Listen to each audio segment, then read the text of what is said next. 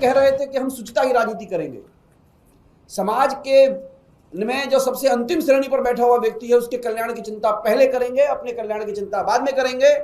तो अब हमारी जानकारी में जो स्पष्ट जानकारी आई है, श्रीमती रेखा गुप्ता दिल्ली की मुख्यमंत्री,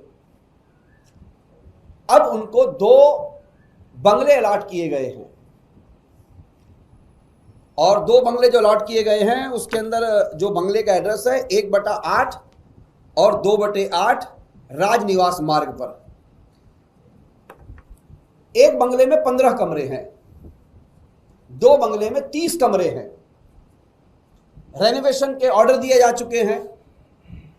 हमारी जो अभी तक पुख्ता जानकारी है उसमें 62 केवीए के जनरेटर लगाए जाएंगे कि मुख्यमंत्री जी रहेंगे, कहीं लाइट चली गई तो कि पावर कट की समस्या है तो बैकअप चलता रहे। और अब हम इस माया महल को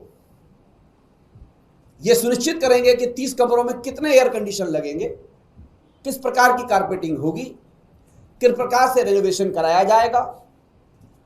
और जो शुचिता की राजनीति कर रहे थे, मेरे को आज वो दिन याद आ रहा है, लक्ष्मीबाई केलकर जी ने राष्ट्रीय सेविका समिति बनाई थी, क्योंकि मैं 32 साल इनके साथ रहा, मैं इन सबको जानता हूं। उन्होंने कहा था कि सामाजिक मूल्यों की राजनीति करने के लिए महिलाओं को अग्रणी भूमिका निभानी पड़ेगी और उनको सामाजिक ताने बाने के साथ जो जद्दोजहद होती है उससे पार पाकर के आना पड़ेगा। चलिए, लक्ष्मीबाई केलकर जी की एक सपना पूरा हुआ कि उनकी महिला मुख्यमंत्री हो गई और भाजपा के दीनदयाल शोध संस्थान के विद्वान प्रचारकों के साथ मिलकर के तय हुआ कि मुख्यमंत्री को 30 कमरों का बंगला दिया जाना चाहिए, माया महल। दिल्ली वहां से अब चलेगी और इस माया महल के साथ साथ आप भाजपा के जो लोग ये आरोप लगाते रहे हमारे पूर्व मुख्यमंत्री के और हमारे संयोजक के ऊपर, अब उन लोगों को भी देखिए कि पुष्कर सिंह धामी उत्तराखंड के मुख्यमंत्री जो रंग महल में रहते हैं, 60 कमरे हैं, उसमें कितने जनरेटर लगे हुए हैं, कितने बैकअप, उसके अंदर एसी लगे हुए हैं, पूरा महल तैयार किया हुआ है, कभी उस पर चर्चा नहीं करते हैं।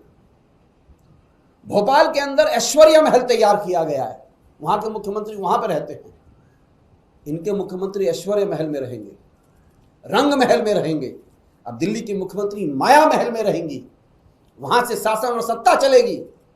और मुख्यमंत्री जी जो अभी 4 महीने पहले तक कुछ भी नहीं थी, तो एक सामान्य सी गाड़ी में चलती थी, अर्टिगा में शायद किसी में, अचानक से मुख्यमंत्री जी को थ्रेट हो गया। मुख्यमंत्री जी के काफिले में 13 गाड़ियां चलती हैं, 45 सिक्योरिटी ऑफिसर चलते हैं, मतलब कि गार्ड और सिक्योरिटी ऑफिसर मिला करके 45, न जाने कौन सी थ्रेट हो गई। 45 लोग चलेंगे और मुख्यमंत्री जी के पास महिला बाल विकास मंत्रालय भी है, सामान्य प्रशासन विभाग भी है, वो मुख्यमंत्री भी हैं और सबकी जो गाड़ियां समय समय पे आती रहती हैं उसकी गणना अलग है। एक मेम साहब के लिए गाड़ी, एक साहब के लिए गाड़ी, और जो बच्चे घूमते हैं बाबा लोगों के लिए अलग गाड़ी। और अभी मैंने पता नहीं किया है, शायद मैंने कोई घर में छोटे मोटे जो पेट होते हैं उनके लिए भी शायद अलग व्यवस्था की गई होगी।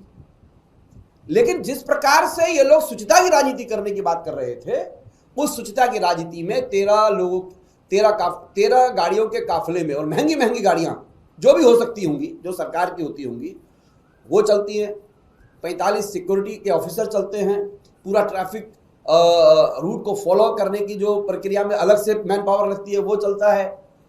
अब 30 कमरों का माया महल बुक किया गया। नतीजे हो या फिर चुनाव प्रचार, पता नहीं क्यों नरेंद्र मोदी जी ने अपना निशाना 99% ईमानदार लोगों पर लगा रखा है। 15 साल एक जंगल राज का अनुभव किया है और 15 साल तक बिहार पूरे देश में बदनाम होते रहा। भारत देश बचाना है, मोदी जी को लाना है। सड़क से लेकर संसद तक केंद्र सरकार और दिल्ली सरकार को मिलकर काम करना चाहिए। देश को अब शासकों की जरूरत नहीं है, देश को सेवक की जरूरत है, सेवक।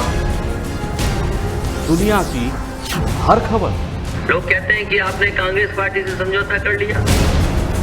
हमने कहा समझौता इसलिए कर लिया कम से कम कोई बात पक्की हो जाए कि आने वाले समय में समाजवादी और कांग्रेस की सरकार बनने जा रही है। करोड़ जनता में जो जबरदस्त नाराजगी व आक्रोश व्याप्त है वह किसी से छिपा नहीं है। दंगा हम लोग नहीं करते हैं, हमारी संस्कृति दंगा संस्कृति नहीं है।